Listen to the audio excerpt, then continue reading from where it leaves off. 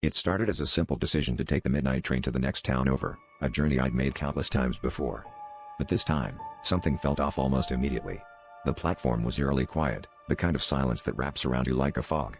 I boarded the train, finding my seat among passengers who all wore masks, their eyes shadowed and unreadable.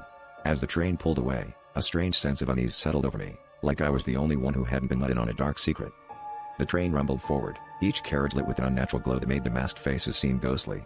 I tried to shake off the growing dread, telling myself it was just my imagination. Then, I noticed the passengers were all looking at me, not in a direct way, but with sidelong glances that seemed to follow my every move. Their silence was louder than any conversation, each masked face turned slightly in my direction as if I were an intruder in their midst. The conductor appeared at the end of the carriage, his steps slow and deliberate. As he neared, I braced myself, expecting to be reprimanded for not wearing a mask. Instead, he paused beside me, his eyes hidden by the brim of his cap. "You shouldn't be here," he whispered, his voice barely audible over the clatter of the train. Panic welled up inside me, and I glanced around, hoping to find anyone, who would break the eerie spell. But their faces remained expressionless, their gaze unwavering.